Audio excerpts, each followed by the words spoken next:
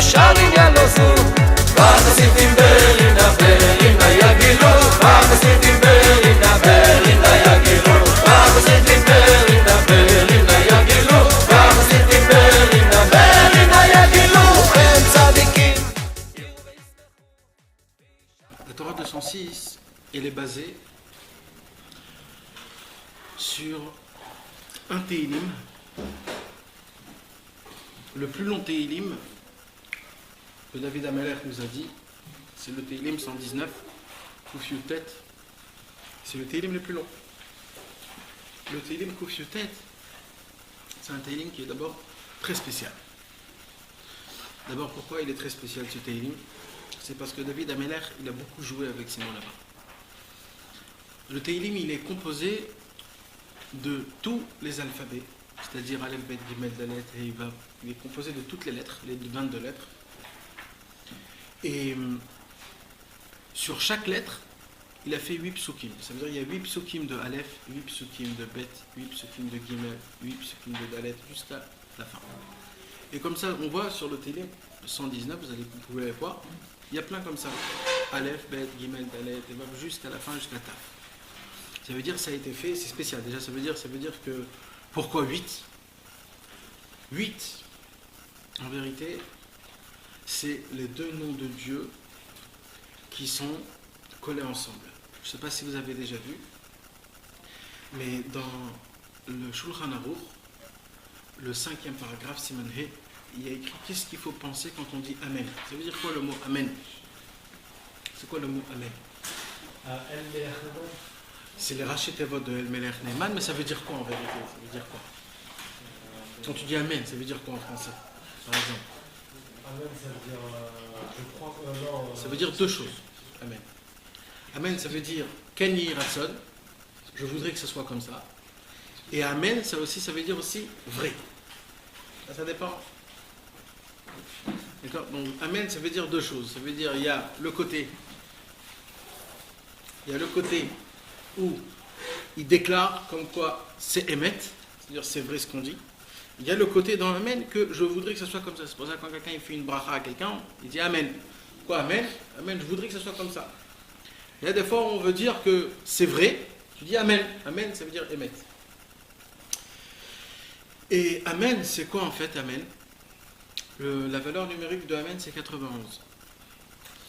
91, c'est la même valeur numérique de deux noms de Dieu, comme on a dit tout à l'heure.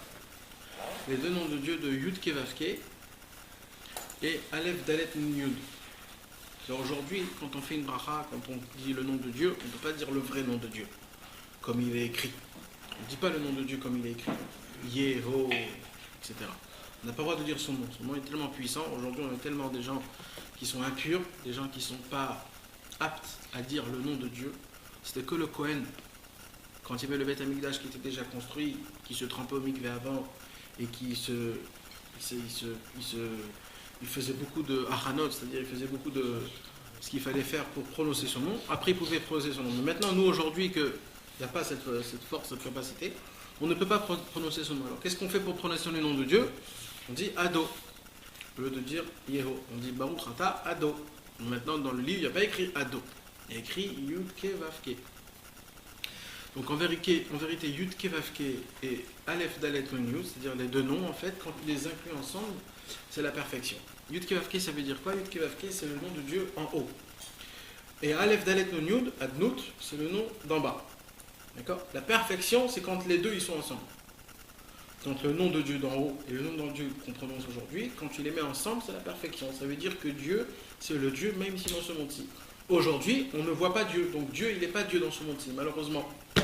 Parce qu'à Kadosh Baruch Hu, aujourd'hui, on voit que c'est quoi qui est fort aujourd'hui? C'est l'argent, c'est la politique, c'est les personnes qui sont haut de niveau, c'est les avocats, c'est les docteurs. Celui qui a plus d'argent, il est plus important, il est mieux entendu, il est mieux... Donc on voit, il y a une puissance spéciale dans un homme, que c'est lui en fait le maître. On ne voit pas que Akadosh Baruch Hu c'est le maître du monde. On a quoi? On a la foi que Dieu c'est le maître du monde, mais on ne le voit pas de nos yeux. Et ça c'est à cause de quoi? C'est à cause d'Amalek. C'est à cause d'Amalek. Amalek, c'est quoi? C'est qui Amalek? Amalek c'était le petit-fils de Esav. Amalek, il est venu dans ce monde pour faire une seule chose, pour détruire Dieu. Comment on peut détruire Dieu? On ne peut pas détruire Dieu. Et bien, Kadosh Baruch Hu, il a créé un personnage, c'est-à-dire quelqu'un qui peut monter dans le ring avec moi, et puis qui peut combattre. On ne va pas faire monter un nul avec un fort. Il faut monter deux personnes qui sont équivalentes, pour que ça puisse être un vrai combat. Kadosh Baruch Hu, il a créé Esav, que Esav, il a une force dans l'impureté qui est énorme, énorme, qui a une possibilité de cacher même Dieu. C'est Dieu lui-même qui a créé. Et toute notre vie, pendant ces 6000 ans, notre combat à nous, c'est d'anéantir Amalek pour laisser la place à Dieu.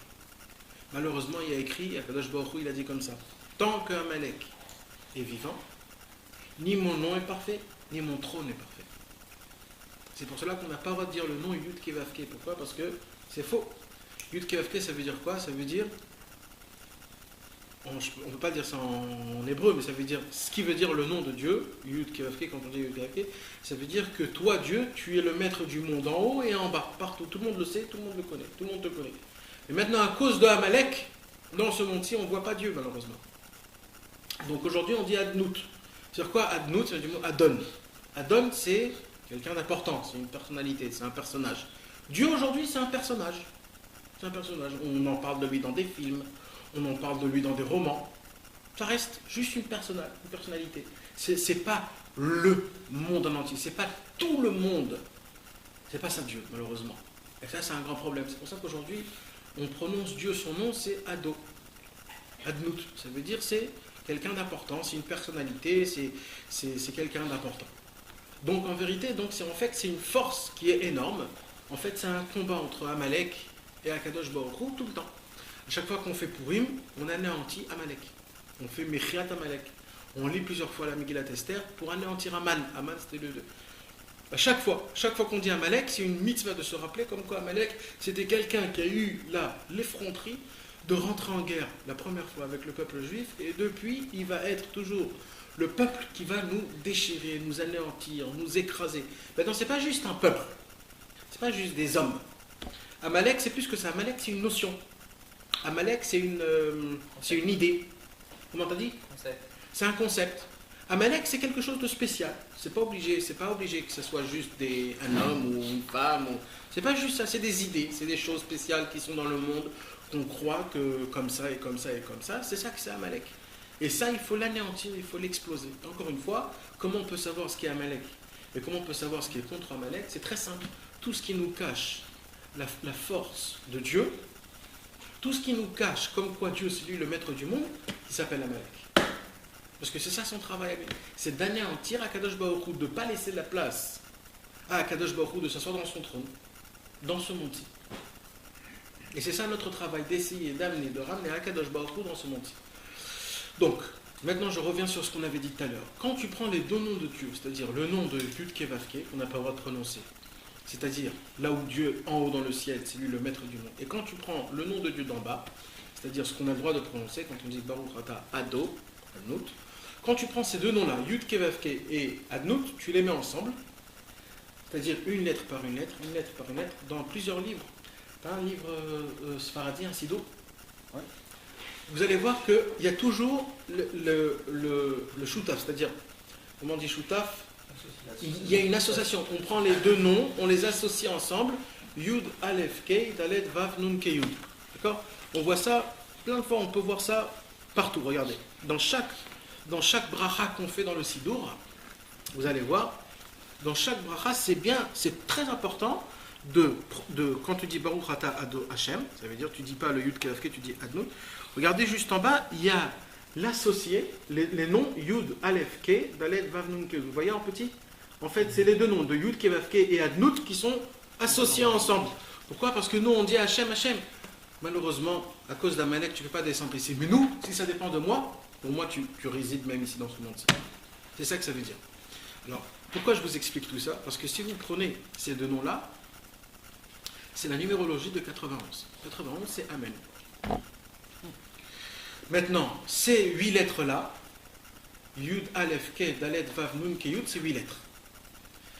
David Ameler a créé tout le psaume 119 d'après ces lettres-là. C'est pour ça que dans chaque paragraphe du psaume 119, il y a 8 psukim de Aleph, 8 psukim de Bet, 8 psukim de Gimel. Pourquoi 8? Chaque pasuk équivalent à une lettre des deux noms de Dieu, Yud Kevavke et Adnout. Vous avez compris? Non, on sait pas suivi. Quand tu prends les deux noms de Yud Kevavke et Adnout, Ouais. ça fait 8. D'accord? On a expliqué que ces deux noms-là, tu associes en haut et en bas. Tu fais résidre Dieu même en bas.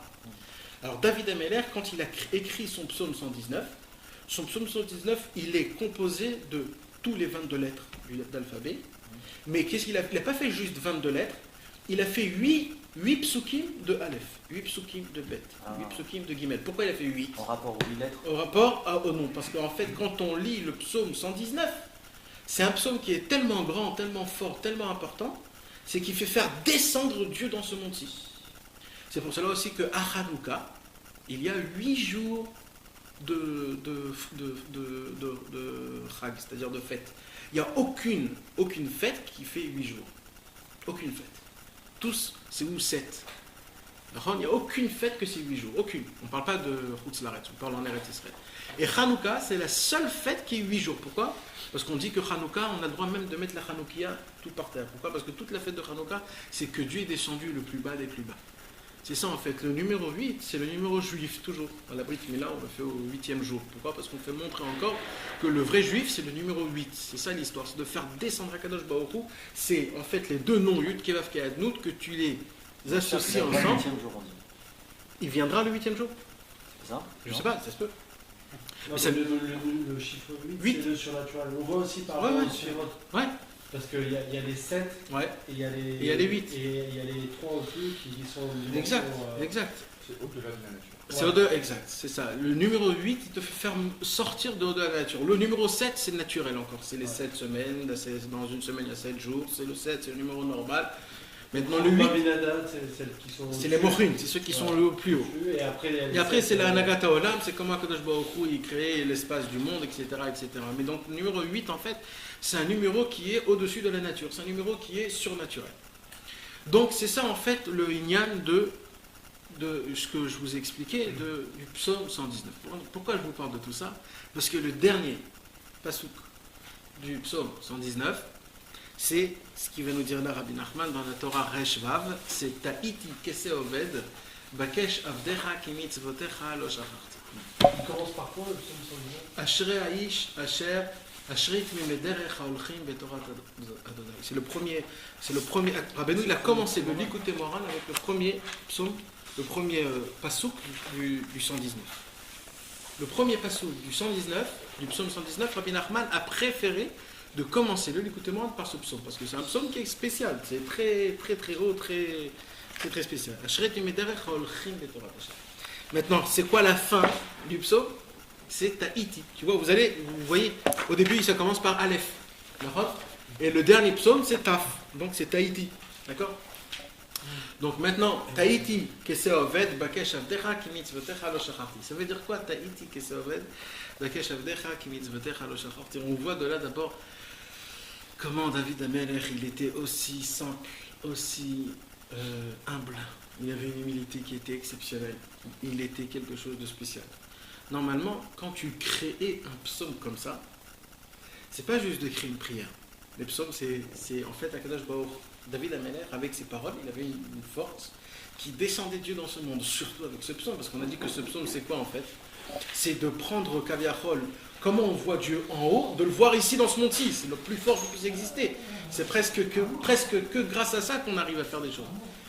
Donc, qu'est-ce qu'il a fait David Ameller? Par sa grandeur, David Ameller, il a fait grâce à la dévoilation qu'il a fait en dévoilant à Kadosh Baruch Hu, comment on le voit dans ce monde-ci, qu'on puisse le voir dans ce monde-ci comme on le voit dans le monde en haut, dans le monde futur. Alors le dernier psaume, le dernier pasouk de ce psaume-là, c'est Ta'iti kese oved, comme on a dit. Et là, qu'est-ce qu'il dit David Ameller? Il dit à Kadosh Baruch Hu, il dit, Dieu, je me suis trompé. Je me suis trompé. Je ressemble à qui? À un agneau. Un agneau qui est parti en plein milieu de son chemin, Torah Resh Vav. Et il s'est complètement opposé du troupeau. Et il dit, mais quand même que je me suis complètement perdu dans la nature. je n'ai pas oublié la Torah et les mitzvot. Comme ça, David Amelech, il se dit. Il se voit comme ça, David Amelech. Il se voit comme une brebis qui s'est complètement égarée. Et il dit, même que je suis égaré, je ne t'ai pas oublié. J'entends ta voix. Alors, Rabbi Nachman, il veut nous dévoiler quelque chose de très, très, très, très fort. Et vraiment, là, Rabbi Nachman nous dévoile, c'est une idée qui est vraiment, vraiment spéciale. Maintenant, on va d'abord l'étudier, Bezrat Hashem, et après je vais vous expliquer pourquoi j'ai choisi d'Afka cette Torah-là. Alors avant qu'on va voir dans le texte, je vais d'abord vous essayer de vous expliquer oralement qu'est-ce qu'il dit dans la Torah. Il dit comme ça, Rabbi Nachman. Malheureusement, on est fait, Akadosh Baruch Hu, comment il nous a créé? Il nous a créé des hommes. C'est quoi des hommes? Des hommes, c'est pas des anges. D'accord? Les anges, ils sont parfaits. Si un ange il fait quelque chose pas à 100%, alors il meurt. Plus qu'il meurt, il n'y a plus rien de lui, il ne reste plus rien. Pourquoi? Parce qu'il a été conçu, il a été fait, un ange, pour que les choses soient faites 100%. Mais maintenant, un homme, c'est un homme. Un homme, il est fait de chair, de sang, des os. C'est un homme qui pense, c'est un homme qui mange. Un homme, il a des difficultés, il doit dormir. Il ne va pas faire ce qu'il veut tout le temps. Il a des difficultés, il est dépendant de ce monde-ci. Donc un homme, sa perfection à lui, c'est de ne pas être perfectionné. C'est ça sa perfection à lui. Un homme qui est parfait, c'est un homme qui a un problème. C'est un problème. C'est un problème. Shaoul Amelech. Un homme qui est parfait, c'est pas quelque chose de normal. Il y a écrit dans la Torah, En tzadik asheria setov velo yerta. Même les tzadikim, ça n'existe pas qu'il y a des tzadikim qui font les choses à 100% et c'est terminé. Il n'y en a eu que 10 comme ça. Il n'y en a eu que 10 des tzadikim qui sont morts rien que pour une seule raison, parce qu'Adam Arishon, il a mangé de l'arbre de la connaissance. Mais si ça dépendait d'eux, ils ne devraient pas mourir. Tellement ils n'avaient pas fait une seule faute. Il n'y en a eu que 10 comme ça. Mais c'est pour ça que la Gemara nous raconte qu'il n'y a eu que 10. Ça veut dire en vérité, la perfection d'un homme, c'est de ne pas être parfait. Et le fait est qu'un homme comprend ça, c'est ça sa perfection. Quand un homme, il sait qu'il n'est pas parfait, et qu'il y fait avec. C'est ça sa perfection. Et c'est quoi le plus grand gamme? C'est-à-dire, comment on dit un gamme? Un défaut. Le plus grand défaut d'un homme, c'est quoi? C'est quand il veut faire les choses à 100% à sa perfection. Quand un homme, il y croit encore, il peut faire les choses à 100%, c'est un homme le plus tordu qui puisse exister au monde. Pourquoi? Parce qu'il croit que ça dépend de lui, la perfection. Il oublie que Dieu est dans l'histoire. Donc il se met tout sur soi-même, et il se dit, moi je vais faire les choses à la perfection, et quand je vais faire les choses à la perfection, même s'il fait quelque chose de parfait, c'est horrible, c'est tordu. Parce que ça n'existe pas quelque chose de parfait. La vraie beauté de quelqu'un, c'est quand quelqu'un il te dit, regarde, ça c'est exceptionnel, mais là j'ai eu un petit défaut, mais c'est moi, c'est mon défaut. C'est moi aussi. Le défaut, il fait partie de moi. Et ça aussi, c'est une beauté.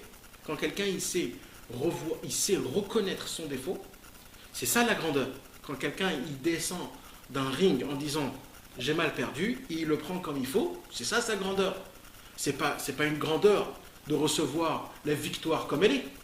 Ça, c'est normal. La vraie victoire, la vraie grandeur, c'est quoi? C'est quand quelqu'un il sait qu'il a perdu et qu'il dit ça fait rien. Je continue, j'avance. Vous avez la notion des choses que nous on a par rapport au monde, elle est complètement à l'envers. Rabbi Nachman nous a dévoilé par plusieurs thèmes, par plusieurs histoires que Rabbi Nachman nous a racontées. Il nous a fait faire comprendre comment les choses de ce monde-ci, en vérité, c'est pas du tout comme ça qu'il faut y penser. C'est pas du tout comme ça. Mais vraiment des choses que tu te dis, purée, c'est... On va prendre un exemple. D'accord? Ça, c'est pas Rabbi Nachman qui dit, c'est Rabbi Nachman qui le ramène, mais c'est écrit dans le Zohar. Le Zohar nous dit comme ça. Imaginez-vous, il y a deux personnes qui sont en combat avec une épée. D'accord? Ils combattent, Normalement, c'est qui gagne? C'est celui qui l'a fait faire tomber par terre. Le premier qui tombe par terre, il a perdu. C'est comme ça qu'on connaît tous les combats. D'accord? Eh bien, le Zohar, il a une autre vision. C'est qui le gagnant? Le gagnant, c'est pas celui qu'on fait tomber par terre.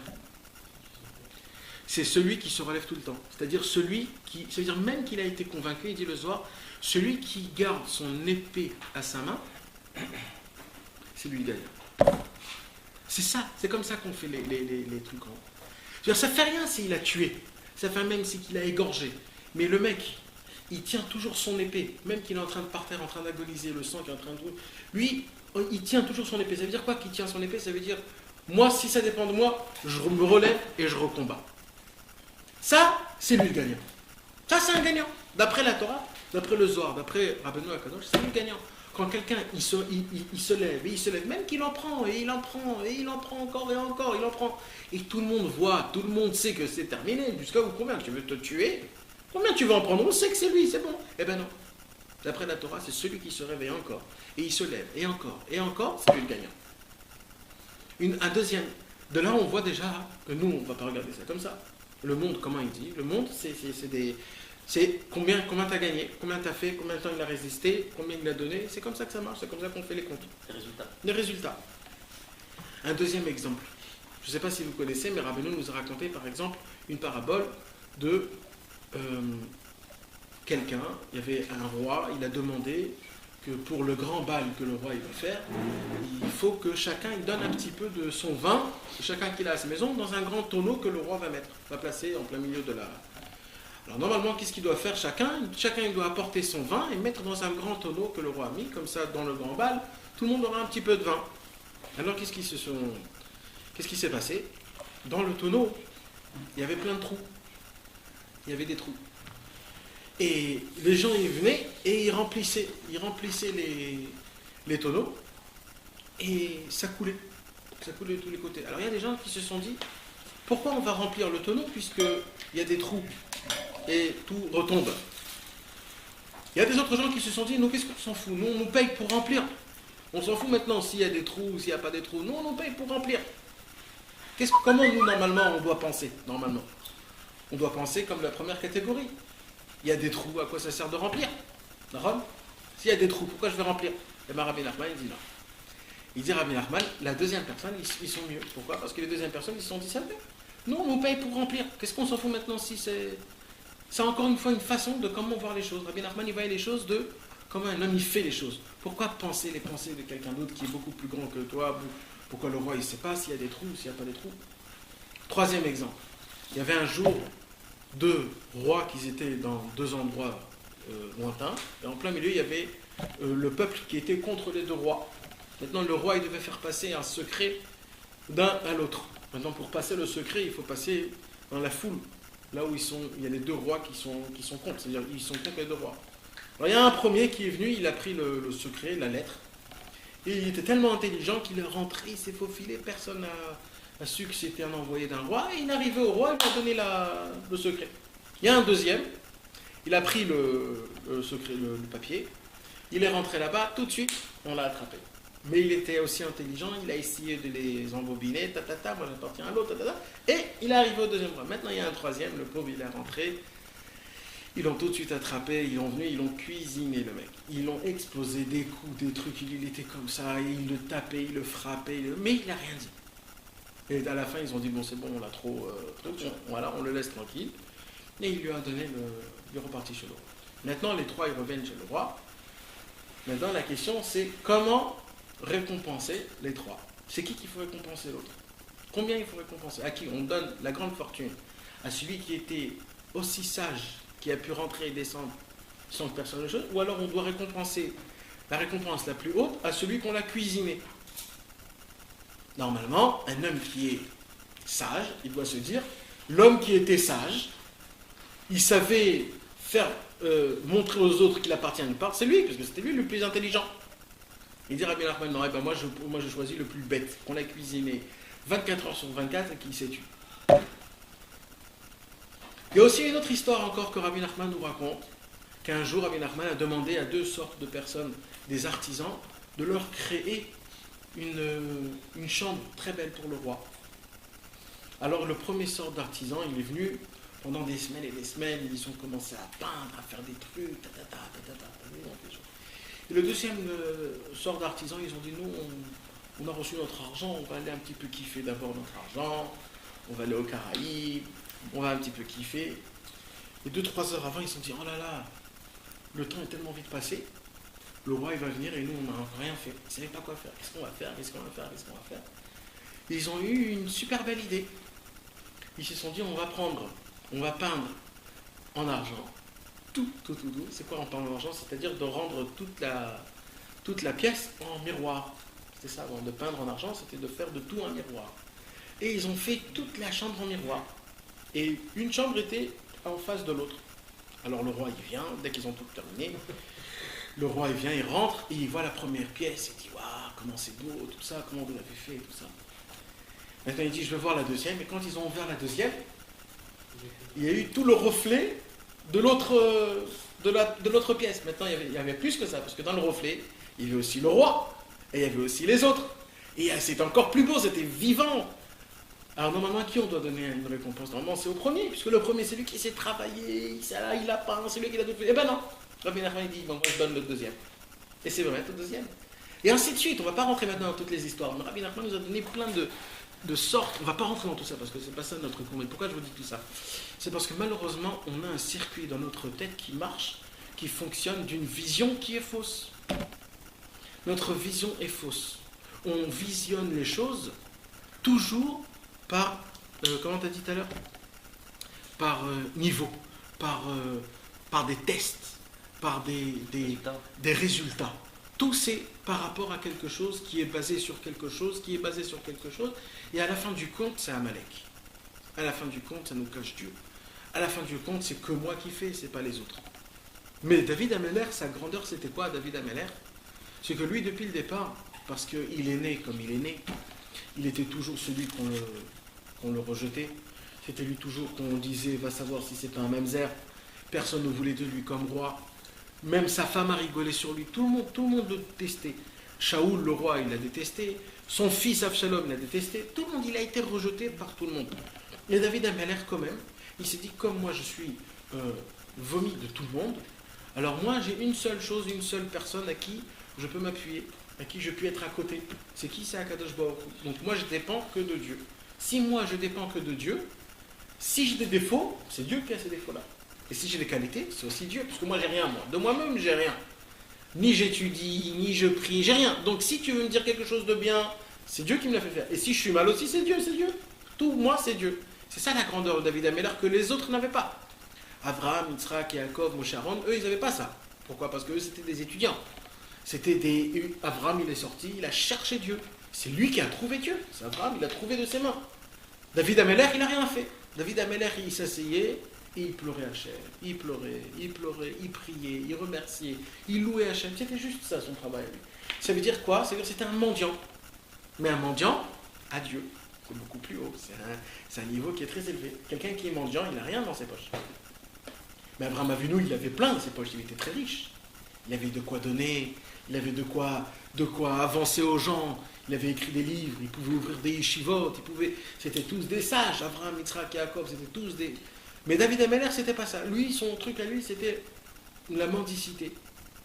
Je suis mendiant envers Dieu. Je ne sais rien, je ne connais rien. Si je veux savoir quelque chose, je le demande à Dieu. Si je veux faire quelque chose, je le demande à Dieu. Tout c'était en demandant à Dieu. Et qu'est-ce qu'il fait David Ameller? Il vient, il dit, Ribono Shel Olam, à quoi je ressemble? Je ressemble à une brebis qui s'est complètement égarée. Mais même dans son égarement, j'entends encore la voix du berger. Maintenant, Rabbi Nachman nous dit comme ça. Comme malheureusement nous les hommes, on est fait de quoi? De chair et de sang. On est dépendant de ce monde, comme je vous l'ai expliqué, notre façon de vivre, notre façon de voir les choses. On est dépendant de ce monde. Malheureusement, on a l'électricité à payer, la Arnona, le Srar Dira. Chacun, il a des choses à payer. On est obligé d'être dans le circuit de ce monde-ci. Alors, des fois, on fait des choses qui ne sont pas très bien. On va aller dire même, des fois, on fait des fautes. Maintenant, qu'est-ce qui se passe quand un homme fait des fautes? Qu'est-ce qui se passe quand un homme fait des fautes? Malheureusement, avant que je vous explique, vous savez, dans la Gemara, il y a écrit que Kadosh Baruch Hu, il est en contact avec nous tout le temps. Comment? Par la Torah. La Torah, c'est Dieu. Kadosh Baruch Hu nous parle à travers la Torah.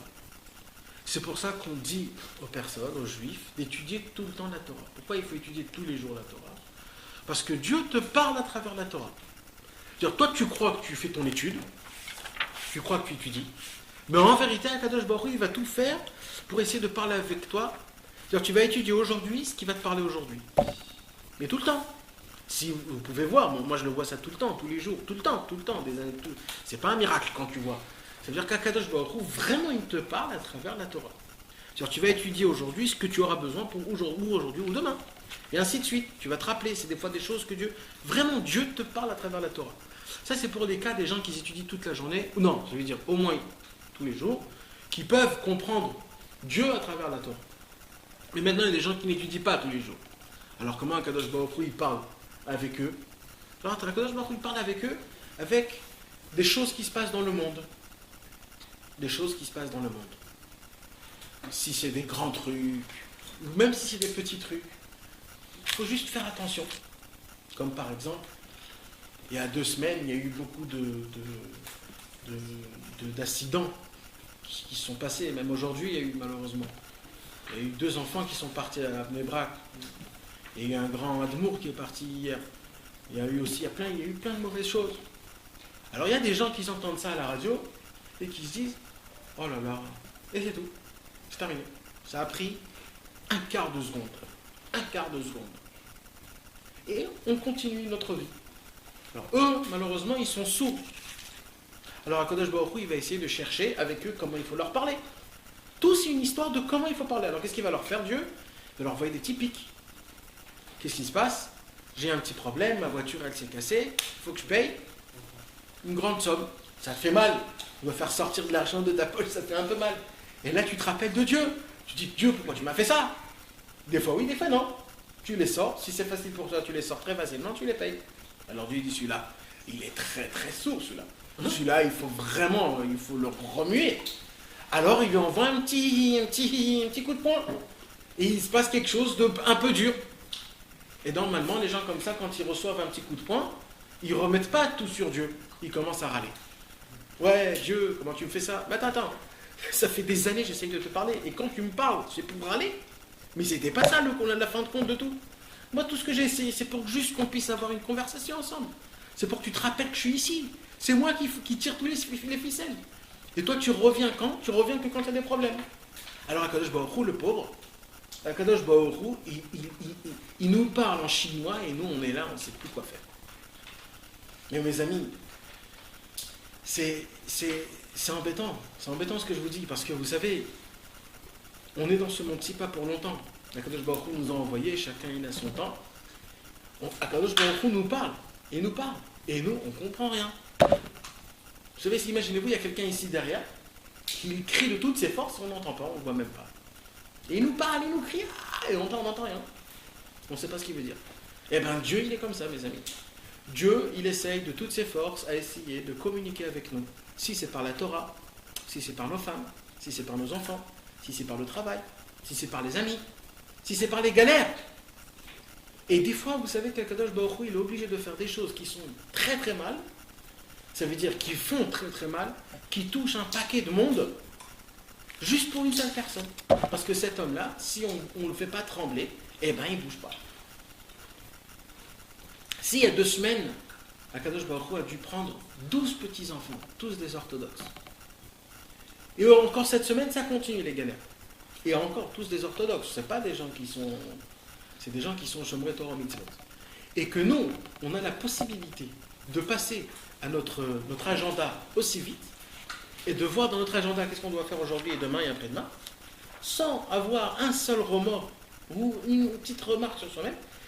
Ça veut dire qu'on est vraiment des rustres. Mais vraiment. Ça veut dire qu'on est vraiment des zombies. On est des morts vivants. Rien ne peut nous toucher. Et ça doit faire très mal au cœur, ça, mes amis. Parce que ça, comme on dit en hébreu, Yefshar la avoir al seder hayom. Quand il se passe des choses comme ça, on ne peut pas passer à la routine. On ne peut pas. Ben, on ne peut pas. Ça, mes amis, c'est Akadosh Baruch Hu qui essaye de nous parler à travers des malheurs comme ça. Et nous, on n'est pas dans l'histoire, mais imaginez-vous la maman et le papa qui est dans l'histoire. Imaginez-vous, c'est plusieurs familles, imaginez-vous les frères, imaginez-vous les sœurs. Qu'est-ce que vous croyez? Que c'est comme ça? C'est comme ça? C'est pas comme ça, mes amis. Si nous, on ne fait pas attention, si nous, on ne prend pas à cœur ce qui se passe, eh ben, on est vraiment... on est des lourdeaux, mes amis. On est trop des lourdeaux, là. On est des lourdeaux. On peut pas. On n'a pas le droit de passer. On n'a pas le droit de passer à la routine, au Sederion.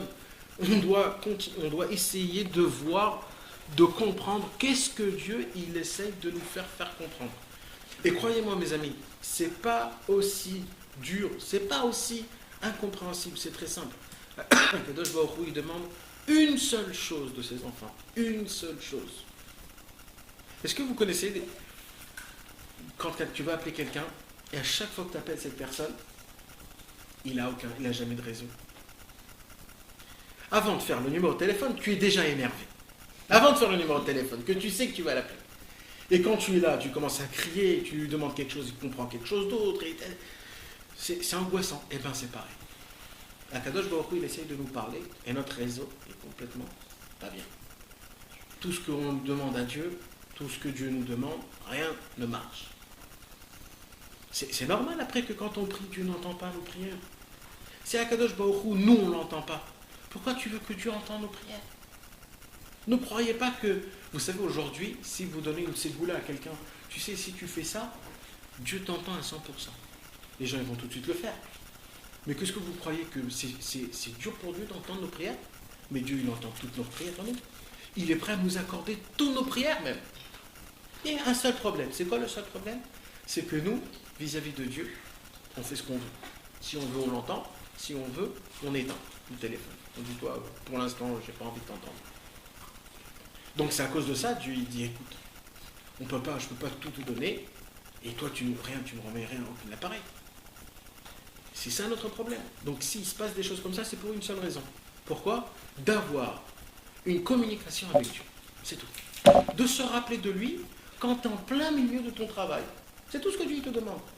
Quand tu es en train de manger un bon beefsteak, que tu kiffes un super bon beefsteak, dans ton triple en plein milieu, rappelle-toi de Dieu. Rappelle-toi qu'il y a Dieu dans ce monde. Et bien c'est dans chaque chose, de se rappeler de Dieu. De parler, de communiquer avec Akadosh Baruch Hu. Dieu a besoin, Kaberol, je ne peux pas dire on a besoin, mais c'est juste façon de parler. Dieu a besoin de nos prières. Il a besoin, il attend qu'on lui parle. Il attend qu'on lui sorte un seul mot par jour. Commencez juste par ça, un seul mot. C'est dur de demander ça. Un seul mot par jour. Mais que ça soit tous les jours. De donner comme on dit. Et je le répète encore une fois parce que je l'ai dit plusieurs fois. Une femme, qu'est-ce qu'elle attend de son mari? Une seule chose. De l'attention. De l'attention, c'est tout. Tu donnes de l'attention à ta femme, tu n'as pas besoin de lui amener ni de l'argent, ni le sourire, ni même toi, rien. Si tu lui donnes son attention, tu as tout. Elle a tout. Elle est comblée. Akadosh Baruch Hu, il nous fait tellement de bonnes choses. Il nous laisse respirer, voir, entendre, sentir, manger, y aller aux toilettes, travailler, sourire, tout. On kiffe tout le temps. On a des enfants, on a une femme, on a une maison, on a tout ce qu'il faut. De rendre l'appareil, pas un 100%, à un seul pourcent, juste un seul pourcent. C'est pas de donner de l'attention, Shalom, mais ça veut dire de faire attention, de me rappeler qui est-ce qui me donne tout ça. C'est tout. Ça s'appelle la karatatov. Vous savez, d'après la halakha, c'est une halakha. On n'a pas le droit de faire une bonté avec quelqu'un si cette personne-là, elle ne va pas connaître la bonté que tu lui as fait. On n'a pas le droit. Pourquoi? Parce qu'après, il va croire que pour lui, c'est normal que tu lui fais des bontés. Et à cause de ça, il va venir te réclamer ces bontés-là. Il va complètement oublier que c'est une bonté. Et c'est pour ça que normalement, on n'a pas le droit de faire un cadeau à quelqu'un qui n'apprécie pas le cadeau. Parce qu'il va croire que c'est normal. Et bien d'après la halakha, mes amis, sinon on ne rend pas l'appareil à Akadosh Baruch Hu. Akadosh Baruch Hu, il aussi, il est Mekayem la Torah. Donc il va aussi arrêter petit à petit les choses. Donc, qu'est-ce qui se passe quand un homme... Tout ça, je vous explique. Quand quelqu'un aussi n'a pas de karatatov, il rend le mal pour le bien. Il rend le mal. Exact. C'est une des choses qui endommage les choses. Jusqu'à où ça va. Donc, qu'est-ce qui se passe quand un homme, il fait un péché? Quand un homme, il fait un péché, mes amis, il devient un petit peu sourd. Il fait un autre péché, il devient encore un petit peu sourd. Encore un péché, et encore plus sourd. Et encore plus sourd. Sourd par rapport à quoi? Il n'entend plus la conversation de Dieu. Dieu, il parle avec toi, et nous, on n'entend pas. Chaque péché, qu'est-ce qu'il fait? il nous ferme, il nous bouche nos oreilles. Il nous bouche nos oreilles encore et encore et encore et encore. Et là, c'est comme ça il dit David Ameller. Il dit David Ameller comme ça.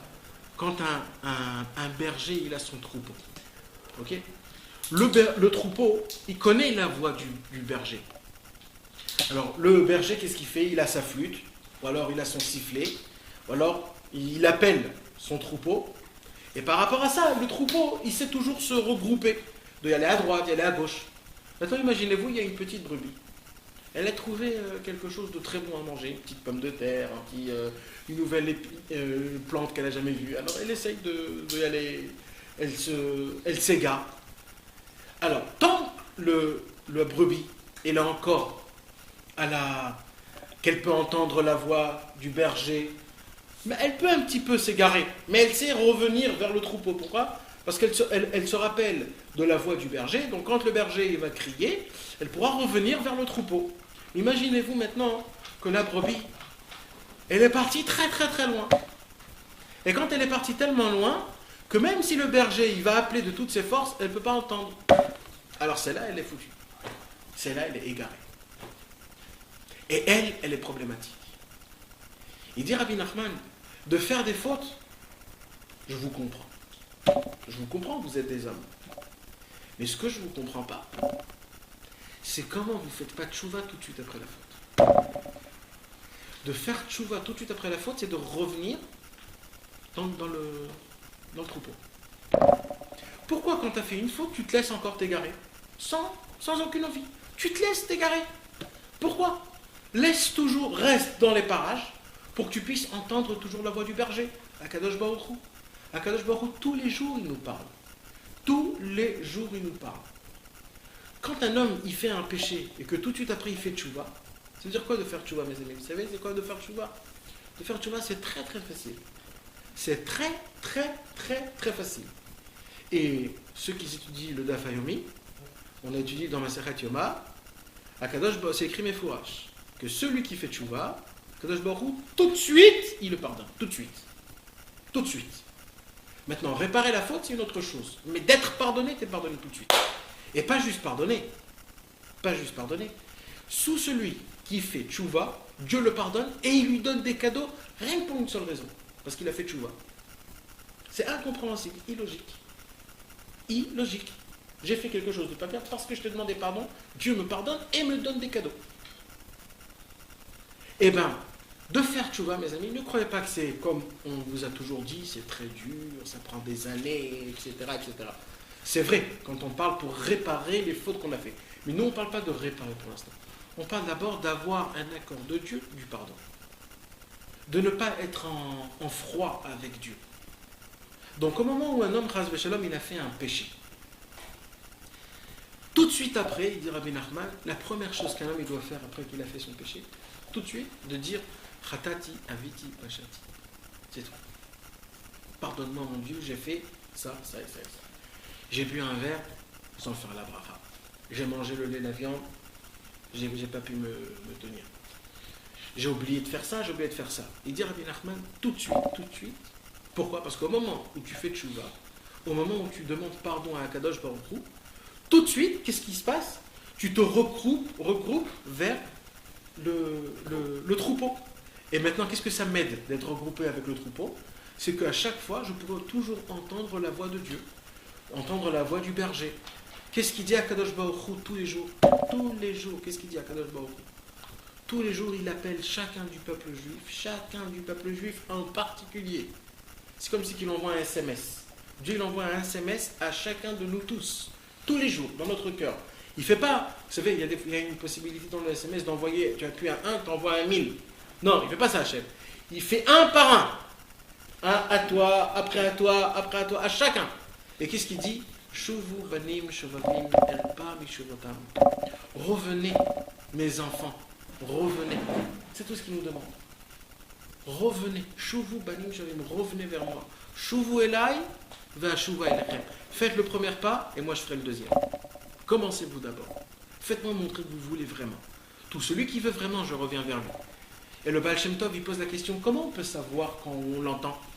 Alors il dit le Baal Shem Tov, quand des fois dans la journée, tu d'un coup, une envie de bonnes choses. Tu as une envie de tchouva, tu as une envie de Torah, ou tu as une envie de... Tu as un sentiment qui est très fort. Il dit le Baal Shem Tov, ce moment-là, tu as reçu le SMS de Dieu. Clic, clic. Malheureusement, des fois, on est sourd. Encore une fois, à cause de quoi? On s'est complètement égaré. Il dit, Rabbeinu, il dit des fois, tu t'égares complètement jusqu'à ce que tu n'entends plus rien. Il t'envoie des SMS, ça capte pas, ça capte pas, ça capte pas. Maintenant, les SMS, ils ont été envoyés, mais ça capte pas. Malheureusement. C'est pour cela, on ne peut pas dire qu'il y a des gens qui ont tellement fait de péché qu'à cause de ça... Pourquoi? Parce que des fois, vous savez, dans le berger, quand il voit qu'il lui manque une brebis, alors il a des gens spéciaux pour chercher les brebis. Alors il envoie des recherchants. C'est qui? Ce sont les tzadikim. C'est par exemple Rabbi Nachman. Chacun, tous les tzadikim, c'est quoi leur travail à eux? C'est d'y aller dans les forêts et chercher les brebis. Mais des fois, mes amis, on les trouve, on les cherche, on les appelle, ils sont juste à côté et ils ne veulent pas bouger. Ça c'est le plus grave. Mais au Hachem, on n'est pas dans ce cas-là.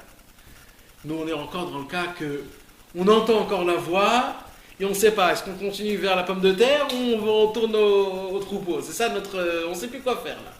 On entend la voix. Est-ce que c'est la voix du berger ou c'est moi qui me... Et mes amis, il dit comme ça, Rabbi Nachman de Breslev, comme on va le voir tout à l'heure, plus un homme, Chas Shalom, il se fait faire tomber dans des péchés, plus il devient sourd. Et plus il devient sourd, plus il est paumé. Un homme tout seul, il ne peut rien faire. Un troupeau sans son berger, il ne vaut rien. Et on ne peut pas s'occuper de lui, il ne peut pas. Une brebis ne peut pas. Elle ne peut pas s'occuper d'elle-même. Il faut lui faire sortir son lait, il faut lui couper toutes ces choses, tout ce qu'il y a, il faut s'occuper. Et ça, c'est le berger qui le fait. Donc, dans tous les cas, c'est que mieux pour nous qu'à chaque moment où il y a des petits problèmes comme ça, c'est ce qu'il dit David Ameller. Il dit David Ameller, Ribono Shel Olam, tu sais à quoi moi je ressemble? Ta'iti kese oved, je me suis trompé, je ressemble à quoi? À une brebis qui s'est égarée. Il dit David Ameller. Bakesh avdecha. Alors je te demande, il dit, je te demande, Dieu, crie de toutes tes forces pour que je puisse t'entendre. Comme ça, dès que je vais t'entendre, je vais revenir tout de suite vers toi. C'est ça qu'il dit. Parce que Bakesh avdecha, parce qu'au moment où tu vas me demander, tu vas crier, qui mitzvotecha lo shacharti, alors je vais me rappeler des Torah et des mitzvot, et comme ça je pourrai revenir. Alors maintenant qu'on a expliqué ça, on va essayer de voir ça dans les lettres. D'accord? כי יש חילוק גדול בעבירה שעושה האדם חס ושלום בין אם נתעורר תכף ומיד ושב בתשובה אזי אפשר לו בקל לחזור למקומו כי עדיין לא נתרחק הרבה מהדרך הטוב. Il nous dit Rabbi Nachman, il y a une différence qui est énorme du fait est qu'un homme quand il fait un péché et qu'il fait tout de suite tchouva, il dit Rabbi Nachman, cet homme-là, il revient tout de suite à sa place. Tout de suite. Il peut faire même la plus grande avéra qui puisse exister au monde. Mais au moment où tout de suite après l'avéra, il ne laisse pas le temps à grandir, tout de suite il fait tchouva, il a une possibilité de revenir tout de suite à sa place. C'est comme ça. Ça aussi, c'est contre nature. Hein? Ça aussi, c'est contre nature. Ouais. La nature humaine, je sais pas, au sens quoi. Genre, quand tu fais un truc déplacé, ben, c'est toujours pas de l'arranger d'un macom quoi. C'est toujours prendre un petit peu de recul, de voir de quel enfin, je sais pas, c'est mon sentiment. C'est pas évident du tout. C'est comme si tu fais quelque chose et tu te dis, bon, ok, alors je. Un peu contre nature. Il faut justifier ce qu'on a fait. Tu sais, Rabbi Nachman, il dit dans la Torah Vav, dans la Torah 6, il dit que l'essentiel de la tchouva, c'est quoi? C'est quand quelqu'un, il vient, il te fait des remontrances, il te fait des hontes, et toi, tu te tais dans ta bouche et dans ton cœur. Il y a une question que Rabbi Avram ben Rabbi Nachman, troisième génération de Rabbeinu, il pose. Il dit comme ça, il dit, normalement, de faire tchouva, c'est une mitzvah ta'aseh d'oraita. Si c'est une mitzvah ta'aseh d'oraita, comment Rabbeinu, il vient et il te dit que l'essentiel de la tchouva, c'est quand quelqu'un il va venir te faire des hontes. Où on a vu dans la Torah que tu dois faire quelque chose et ça dépend de quelqu'un d'autre. Moi, je veux faire maintenant tchouva. Je dois attendre que quelqu'un il fait des hontes. Je veux faire maintenant tchouva. Mais il y a d'autres définitions de la tchouva. Ouais, mais d'après cette définition-là, je veux vraiment faire idom vishtok. Comment? Je veux faire idom vishtok et je dois attendre maintenant que quelqu'un il vient. Ici, il n'y a personne qui va venir me faire. Est-ce que quand la Torah nous dit que la tchouva c'est une mitzvah de la Torah, est-ce qu'elle fait référence à cette définition de tchouva? Est-ce que c'est pas plutôt la tchouva qui consiste à dire à faire le bidou et après se retrouver Non, dans c'est la sûr, même circonstance de c'est la sûr faute que et de oui, pardon faute? c'est sûr que oui, mais Rabbi Nachman il explique, on va pas rentrer dans ça, mais Rabbi Nachman il explique que quand un homme il fait une avera, il se crée du mauvais sang. Ce mauvais sang, on va dire, c'est comme un virus qui t'empeste tout ton corps. Alors il dit Rabbi Nachman, comment tu fais pour enlever ce mauvais sang? Quand quelqu'un il va venir te faire des hontes, tu deviens rouge. Pourquoi tu deviens rouge? Et tout de suite après tu deviens tout blanc. C'est parce que tout ce mauvais sang il monte à ta tête, et quand il monte à ta tête, il devient blanc, il devient purifié. Donc tu as purifié ton mauvais sang, tu as enlevé ton virus. C'est vrai que tchouba, c'est de demander pardon et c'est terminé. Mais pour que ça puisse faire l'effet d'après, il faut aussi qu'un homme, on lui fait des remontrances, on lui fait des hontes, on lui fait des... Donc, Ça c'est la réparation de la faute ou c'est la tchouva? c'est Ikar tchouba, c'est la tchouba elle-même, c'est pareil. C'est pas une réparation. C'est un effet, c'est pas encore les réparations, mais c'est un effet. C'est pour pas que tu retombes encore et encore et encore et encore. Donc, tu peux demander pardon et demain tu vas retomber dans la même chose. Alors qu'est-ce que tu as gagné dans tout ça? Toute l'histoire de demander pardon, c'est que demain tu ne refasses plus l'histoire. Et comment tu fais pour plus refaire? C'est quand tu enlèves la maladie dans sa racine. Tu enlèves ce mauvais sang qui est en toi. Tu as compris? Comme il a dit David Ameller, il a dit Velibi chalal bekirbi. Dans mon cœur, j'ai aucun mauvais sang. J'ai que du lait. Donc, Rabbi Nachman pose la question, comment ça se fait qu'un homme, il est dépendant de quelqu'un d'autre qui vient lui faire des ronds? Tu sais qu'est-ce qu'il répond? Une réponse qui est exceptionnelle. Il dit, quand un homme, puisque Rabbi Nachman il nous dit dans la Torah 4 qu'il faut dire le vidui dvarim, il faut définir à 100% le péché qu'un homme il a fait. Mamash. Il ne veut pas juste dire j'avais pas envie aujourd'hui de prier mincha. C'est bien, mais c'est pas ça qu'il faut dire. Il faut dire voilà Hachem, j'étais en plein milieu de regarder un film, et j'ai vu que mincha c'était bientôt. Je me suis dit le film il faut que je le regarde jusqu'à la fin. J'ai regardé jusqu'à la fin le film. J'ai raté mincha, j'ai pas fait de harvit. J'étais pas bien. Et vas-y, tu définis encore et encore. De définir les faits, d'expliquer tout. Il dit Rabbi Nachman comme ça. Au moment où un homme, il va commencer à faire sortir de son cœur tout son péché, c'est lui-même qui se fait honte. Et c'est une honte exceptionnelle. Donc en vérité, on parle de la personne elle-même. C'est ça la remontrance, c'est ça la honte qu'un homme il se fait. Et là, je te réponds à ta réponse. Quand un homme il fait un péché, c'est vrai qu'un homme, il veut pas penser à la tchouva tout de suite. Mais c'est ça, en fait, sa vraie tchouva. C'est qu'il est maintenant dans une autre histoire complètement, là. Il est dans un trip qui est complètement au dehors de la Torah. Mais ce qu'on lui demande, c'est dans ce trip-là, essaye de te ramener tout de suite à la Torah, essaye de te ramener tout de suite à la tchouva, et essaye, même si c'est pas convenable, même si c'est pas logique, de faire tchouva dans ce yann, t'as compris? C'est ça l'histoire, c'est d'essayer, même si c'est pas... Un homme, il est complètement dans son truc. Il va pas commencer à faire tchouva, sinon c'est hypocrite. Il ne pense pas à la tchouva quand il fait l'acte. Parce que sinon, s'il est dans le délire de Arfaté Vachov, Arfaté Vachov. Non, mais... Regarde, nous, on parle d'un péché qu'un homme, il comprend que c'est assourd, mais qu'il le fait quand même parce que il est trop tenté. Il sait on n'a pas le droit. Mais je suis tenté. Je suis tenté. Des fois, d'admettre ça aussi, ça fait très mal, mais il faut l'admettre. Il ne faut pas être hypocrite. Il ne faut pas avoir peur. Il faut oser de se rappeler de Dieu, même en plein milieu du péché. N'aie pas peur de ça. Ose. Ça, c'est le secret du Baal Shem Tov. Le secret du Baal Shem Tov, c'est que Dieu est partout, même dans la faute. Donc, il ne faut pas avoir peur. Il faut oser de rentrer, même dans les endroits qui piquent, qui nous fait mal. Il ne faut pas avoir peur de rien. C'est pour ça qu'au début, tu as dit que c'est pas la perfection qu'il faut rechercher. Bien sûr. Exactement. C'est de savoir, de reconnaître comme tu es toi. Qui tu es toi vraiment.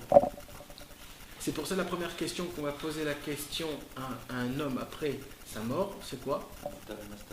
Non. À chaque fois, on se plante. Ouais, on se plante tout le temps. C'est quoi la première question qu'on va poser? Comment tu t'appelles? Pourquoi on voulait dire comment tu t'appelles? Parce que si tu crois encore dans ton film que tu es perfectionné, alors tu vas oublier ton nom. Si tu t'es dit, je comprends qui je suis et j'avale qui je suis, tu vas te rappeler de ton nom. Tu vas te dire, voilà, je suis qui je suis. Comme il a dit, on ne va jamais te poser la question pourquoi tu n'es pas Moshe Rabbeinu, pourquoi tu n'es pas Rabbi Akiva. On va te poser la question pourquoi tu n'es pas toi. Toi, tu devais être comme ça. Un homme qui est prêt à avaler, à prendre sur lui comme quoi je suis qui je suis, il saura qui il s'appelle. Ça va être ça. C'est pour ça qu'on dit quelqu'un qui a fait tchouva, un Baal tchouva. C'est-à-dire quoi Baal tchouva? C'est quelqu'un qui a une réponse. Il a une réponse, comment il s'appelle, comment je suis. C'est ça un Baal tchouva. D'accord? Donc il nous dit Rabbi Nachman comme ça. Il y a une différence qui est exceptionnelle au fait est qu'un homme, tout de suite après une avéra, il revient à son endroit. Vous savez pourquoi? Imaginez-vous comme par exemple le serpent, quand il pique un homme, au moment où il a piqué, on peut encore sauver l'histoire. D'accord? Tu coupes un petit peu, tu aspires, et le venin, il peut sortir. Maintenant, chaque seconde que tu laisses le venin dans ton corps, c'est critique. Parce que plus tu le laisses, plus il rentre dans le sang, et après c'est foutu. Ouais, ça dépend, mais ça veut dire, c'est ça en fait, c'est-à-dire il y a beaucoup de choses comme ça. Dans toutes sortes de virus, c'est exactement comme ça. Par exemple, dans la bourse, quand tu fais rentrer ton argent, si c'est en grand, plus chaque seconde tu gagnes, ou alors chaque seconde tu peux en perdre des milliards et des milliards. Tout ça dépend du temps, c'est pareil. Quand quelqu'un il fait une avéra, il crée un malach. Mais pas un malach, c'est un démon. C'est un malach qui va être contre toi après 120 ans. Ce malach-là, il est tout petit, c'est un petit bébé. La question qu'on a eue ce matin dans le Dafayoni, et on n'a pas vraiment su répondre, c'est le schéma Israël qu'on fait le soir. Ouais. Il dit qu'il tue les malachim. Est-ce qu'on parle que de certains types de malachim ou de tous les malachim créés par toutes les fautes? Non. Ou est-ce que c'est juste un certain type de... Un certain type de malachim qui est fait au cause de... Ah d'accord. Voilà. C'est pas toutes les fautes, c'est pas par exemple ne pas avoir pris Non, c'est pas ça. Non, il y a écrit comme ça. Il y a écrit... comment il y a écrit?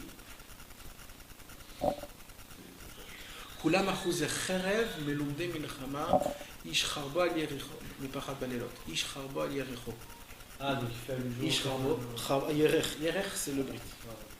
Et Kherev, c'est le Harizal, il dit qu'on peut arriver à tuer 1125 anges par nuit. Si un homme il arrive à dire le Kriyat Shema avec une très grande concentration, on peut tuer 1125, c'est le maximum qu'on peut, 1125. Non, c'est comme ça qu'il dit le Harizal, 1125. Normalement, on peut tuer un tous les jours. Normalement. Chaque Kriyat Shema qu'un homme fait, tu en tues un tous les jours. Mais un homme qui arrive à faire avec tous les kavanot et mamash comme il faut, un homme il peut arriver à tuer 1125 par jour. Et ça c'est un des plus grands tikkounim pour enlever tous les mauvaises... Mais ça c'est même pas des anges, ça c'est nos enfants à nous ça. Il faut se rappeler, hein, ça c'est pas des anges, c'est nos enfants à nous. Nos enfants à nous qui n'ont pas de corps. Alors c'est plus grave, c'est encore plus grave. Là on va rester dans notre terme. Donc quand un homme, Chas Shalom, il fait un péché, c'est-à-dire il fait un péché, il fait une faute, alors à cause de ça, il crée c'est un catégore. Comment on dit? Il y a un synégore et un catégore. Comment on dit en français? Un accusateur. Un accusateur. Il y a un accusateur. Donc nous, on crée des accusateurs qu'après 120 ans, il va venir, il va dire, voilà, moi j'ai été créé de cet homme-là, il a fait un tel. Alors il dit, Rabbi Nachman, il dit comme ça, quand un homme il fait un péché, tout de suite après le péché, dès qu'il a demandé pardon, cet accusateur, il a 1 heure. C'est-à-dire, il ne peut rien faire, il est tout petit. C'est comme un bébé qui a 1 heure. Il s'arrête là, il grandit plus. Maintenant, plus le temps il avance, plus il grandit, plus il grandit, plus il grandit, plus il grandit. Et vous savez, c'est quoi le problème, dit le Harizal? C'est que cet ange-là, il a faim. Parce que c'est une création. Alors de quoi il se nourrit? Il va venir nous tenter de la même péché. Et vas-y, retombe. Il va nous faire retomber. Parce qu'il a faim, c'est ça son manger. Et retombe, et retombe, et retombe. Et c'est lui qui va te pousser. Et ça, c'est à cause de quoi? On n'a pas fait de tchouva depuis le départ. Tu aurais fait tchouva depuis le départ, il serait arrêté. Il était tout petit, il n'aurait plus rien. Tant que tu n'as pas fait tchouva, tous ces péchés-là, c'est des anges qui disent on a faim, on a faim, on a faim, on a faim. Comme une manifestation. Un jour, le Baba Salé, on raconte comme ça qu'il y a quelqu'un qui est rentré chez lui. Hein? Non, un Dafka, c'était un homme qui était religieux, important presque. Et quand il est rentré chez lui, il a dit à celui qui était à côté de lui, il n'y a plus de place dans cette maison, il n'y a plus de place. Et le Baba Saleh, il avait une très grande maison, il avait un château. Alors son chamage, Rabbi Eliaou, il lui dit, Baba Saleh, il y a plein, ta maison elle est grande, il n'y a personne dans la maison. Il dit non. Celui-là, il est rentré avec tous ces démons, il n'y a plus de place dans cette maison, il n'y a plus de place, je sens plus, c'est rempli, il m'a rempli ma maison de démons. Les voyez. Bien sûr, il les voyait, parce qu'ils sont à côté de nous. Quand un homme il fait tchouva tout de suite, C'est plus rien, c'est terminé, c'est monté en haut. Vous savez ce qu'il a dit un jour à Rabbi Nachman de Breslev? Ça, c'est une parole que nous, on ne va pas comprendre. Les grands tzadikim, ils comprenaient cette parole-là, mais nous, on ne va pas comprendre. Mais je le dis quand même. Il dit, Rabbi Nachman, je peux faire la faute la plus grande au monde. Tout de suite, après, je vais faire tchouva. Et je vais rester le même tzadik. J'étais exactement pareil. Voilà. C'est ça. Il ne le faisait pas. Il disait, non, même si il a je dit, faisais la faute la plus même si je fais tchouva et j'oublie ce qui s'est passé et je redeviens la même chose. Et je reste à ma même place. Parce que tant que la chose elle est faite tout de suite, c'est encore chaud. Tant que c'est chaud, attaque. C'est maintenant que tu peux arriver. C'est pour ça que chaque petit péché qu'on fait, c'est très important, mes amis, qu'on puisse faire tchouva. Et on va continuer. Alors c'est très facile de revenir dans son endroit, là où il était, parce qu'il ne s'est pas encore éloigné du bon chemin. La brebis, elle s'est égarée. Il n'y a pas de problème qu'elle s'égare, mais l'histoire, c'est de revenir vers le troupeau. Donc, tant qu'elle a été égarée, c'est-à-dire tant qu'elle a fait un péché, qu'elle sait toujours faire tchouva, elle revient vers le troupeau, il n'y a pas de problème. Car quand un homme il fait une avéra, que Dieu nous en préserve, alors il va dans un mauvais chemin, vers un autre chemin, mais kulkal qui est comment t'as dit? Tortueux. Qui est tortueux, qui est abîmé. Il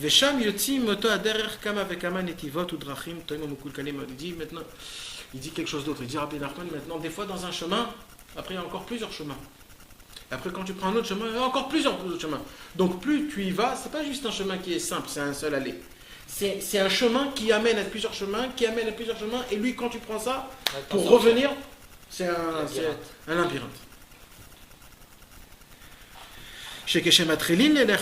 Car quand on commence à emprunter des chemins comme ça, dans ce mauvais chemin, alors on se trompe complètement dans ces chemins-là. Jusqu'à que c'est très dur de sortir de là-bas. Vous savez de quoi il parle, Rabbi Nachman? Rabbi Nachman, il parle du matzpoun. Comment on peut dire le matzpoun en français? Le matzpoun, je ne sais pas s'il existe justement en français. Vous savez de quoi je parle? Ouais, non, c'est pas du tout. David de ça. Non. C'est un mot qui me dit quelque chose. Le matzpoun, c'est. C'est quand je fais quelque chose, je peux voler quelqu'un de l'argent, mais je ne vais pas le faire parce que ça va rester sur mon cœur. C'est un petit sentiment qui va me dire, ouais, je l'ai volé, dommage, tout ça. Un remords, pas un remords, mais c'est comme un. Culpabilité. Voilà, c'est ça. C'est la culpabilité. Ouais. Hitler, il a dit que c'est les juifs qui ont inventé le matzpoun. C'est pour ça qu'il existe, le mot matzpoun n'existe dans aucune langue, qu'en hébreu, matzpoun. C'est la culpabilité. Donc, en vérité, c'est quoi? Pourquoi je vous dis ça? Parce que, en vérité, qu'est-ce qui se passe? Parce qu'on a de la culpabilité sur nous-mêmes, qu'on ne veut pas des fois prendre sur nous-mêmes comme quand on est des méchants. On a un truc qui n'est pas bien. C'est quoi? C'est d'expliquer même les mauvaises choses qu'on fait comme quoi ils sont bien, pour pas que ça nous fait des remords. Donc on s'explique, ouais, je suis pas allé là-bas parce que bon, c'est comme ça, je peux pas tout le temps. On s'explique, on se donne des théroutimes, on se donne beaucoup des excuses, sans qu'on le veut. On fait des choses qui sont pas très bien, on se donne des excuses pourquoi je l'ai fait. Et ça, c'est le pire. La conscience. La conscience? Ouais, la conscience. Culpabilité. Ouais. Ça, c'est la chose la plus grave. La chose la plus grave, c'est de prendre quelque chose de pas bien, de le rendre bien. Il dit Rabbi Nachman, Akadosh Baruch Hu Ohev. Non, Akadosh Baruch Hu Ohev Haemet Afilu Shilo Kol Kach Yafa. Dieu aime tellement la vérité, même si la vérité n'est pas aussi belle. Mais comme c'est la vérité, je l'adore, la vérité. Sois franc avec moi, je serai franc avec toi. Mais si tu viens et tu me mets des couches, et tu arrondis les trucs et tout ça, ça je supporte pas. Dis-moi la vérité, même si elle pue. Parce que la vérité, je l'adore. Rien que parce que c'est vrai, je l'adore, même si elle pue.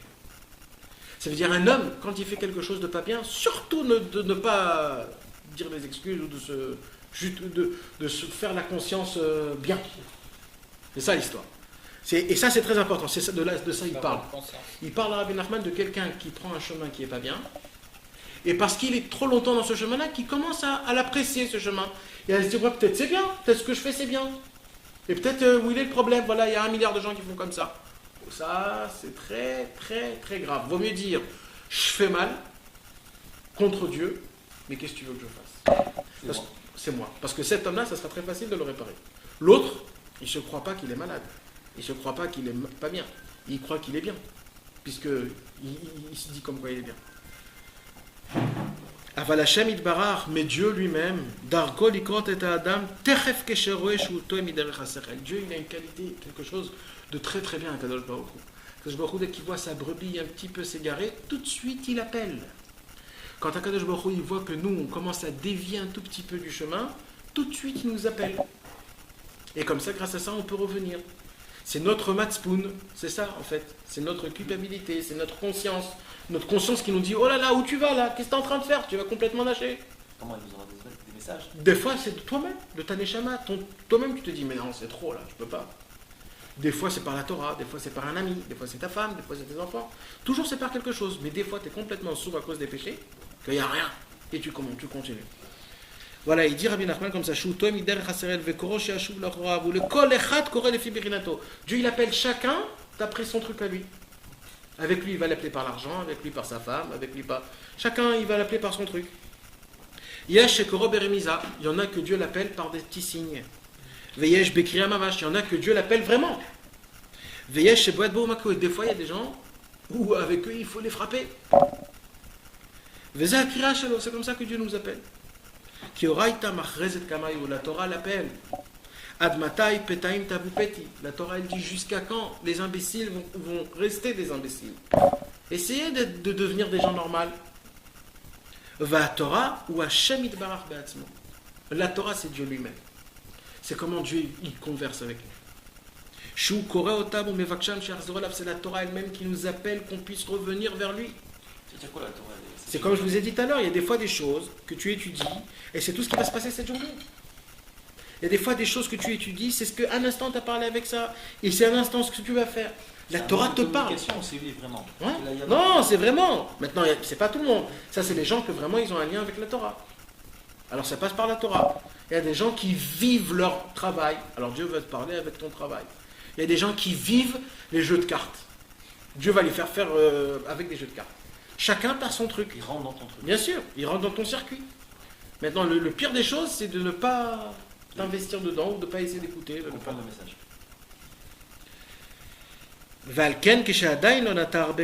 C'est pour cela que quand un homme il ne s'est pas tellement éloigné, écarté du droit chemin, alors ça sera plus facile pour lui de revenir dans le droit chemin, puisqu'il ne s'est pas tellement éloigné. Mais parce qu'il se rappelle encore de la voix du berger, il est habitué. Puisque tout à l'heure il était à côté de Dieu, et il entendait la voix de Dieu, la voix de la Torah. Donc il entend encore la voix de Dieu. Il ne s'est pas encore mouillé aussi dans les mauvais chemins. C'est pour cela, pour qu'un homme comme ça, pour lui, c'est très facile de revenir. Vous, Kemachal Aroé, ça ressemble à la parabole du berger. Chez Kacher, c'est que quand une brebis s'égare un petit peu du chemin, alors tout de suite, qu'est-ce qu'il fait le berger? Il appelle.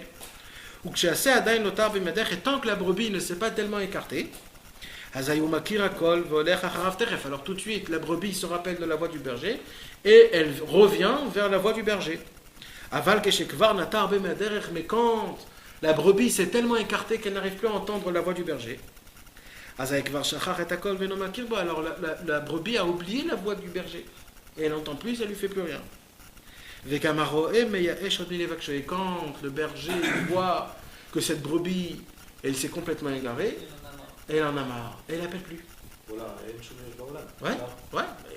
Et je t'ai dit que le berger, il a des gens qui s'occupent de ramener les troupeaux. Ça, c'est une autre histoire, c'est plus le berger, c'est le tzaddik.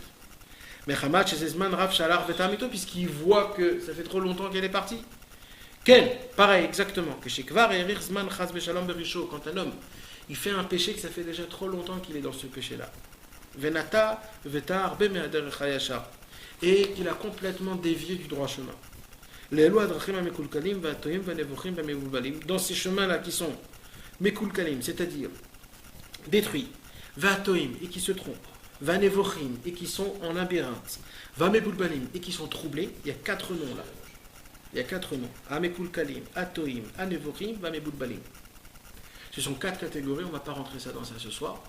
Ce sont 4 catégories de façon d'un homme qui peut tomber. On parlera ça à Bezrat Hashem dans le cours prochain. C'est un cours qui va être très important. ça va être, c'est dans la vie d'un homme, un homme peut se tromper que par 4 choses. C'est toujours 4 choses. La racine de tout, c'est toujours 4 choses. De là, Rabbi Nachman nous parle que même de toutes les catégories qui sont nazes, pour une seule chose, quand un homme il fait tchouva, il revient toujours dans le droit chemin. Que ça peut être la plus décortiquée, la plus horrible, la plus profonde. Azaï kashelo la chouv kaniskar lei.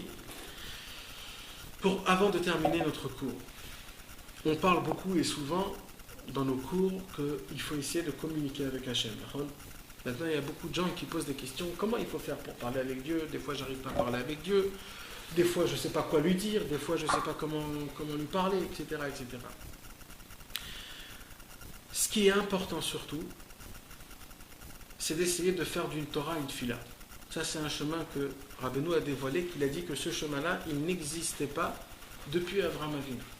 C'est pour cela que c'est très bien de faire sur une Torah une fila, c'est-à-dire de prendre ce qu'on a étudié ce soir, et maintenant ce soir, avant de dormir, nous tous, chacun, on va essayer de parler avec Hachem 1 minute. 1 minute. C'est facile, 1 minute? Et qu'est-ce qu'on va dire pendant cette minute? Ce qu'on a étudié là, on va essayer de le mettre en appliquant. Comment on applique la Torah? C'est pas en appliquant avec nos mains, encore une fois. Nous, on ne peut pas tout faire tout de suite. Appliquer la Torah, c'est d'abord d'y prier. Prier, ça s'appelle appliquer. Donc, ce soir, avant de dormir, qu'est-ce qu'on va dire? On va dire Hachem, j'ai appris que quand un homme il fait un péché, à cause de ça, il devient sourd et il n'entend plus ta voix. Alors Hachem, je suis comme David, exactement comme David. Je dis ce que David Amelech a dit. David Amelech a dit, je ne veux pas faire partie d'une brebis qui s'égare tellement loin qu'à cause de ça, elle ne peut plus entendre la voix du berger.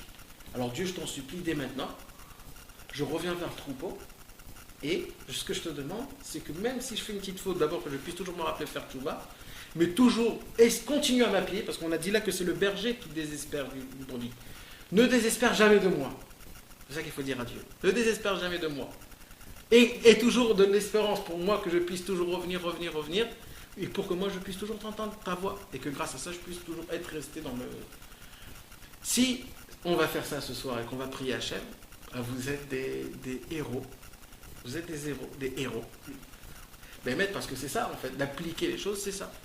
Jusqu'à la semaine prochaine. La semaine prochaine, on va étudier quelque chose d'autre, c'est-à-dire la continuation, et on va prier sur ça. Et de vivre ça.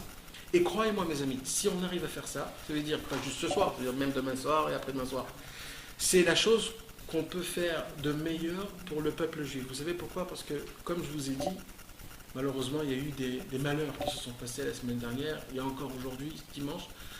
En plus, c'est Chodesh Adar. Je croyais que normalement, Chodesh Adar, c'est bien, et il se passe encore des choses, et des choses, et des choses. Et si on rentre dans cette histoire-là, va savoir ce qui peut passer demain, et après-demain, et encore après-demain. Et si on reste comme ça, à Dish, comment on dit à Dish? Non. À Dish. Non. Sans bouger, ça veut dire... Passif. Hein? Passif.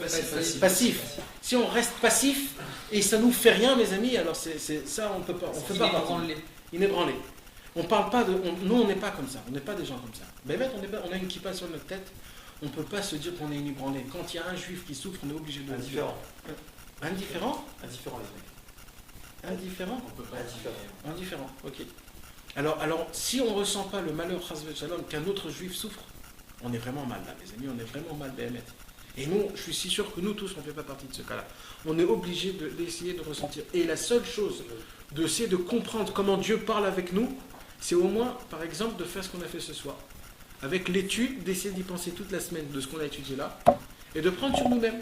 Voilà, Dieu, j'essaye que maintenant, de toujours écouter ta voix, même si je ne l'entends pas, mais au moins un petit peu. Et si je fais un péché, tout de suite dire Khatati Aviti Pachati, pardonne-moi mon Dieu, j'espère de plus reprendre.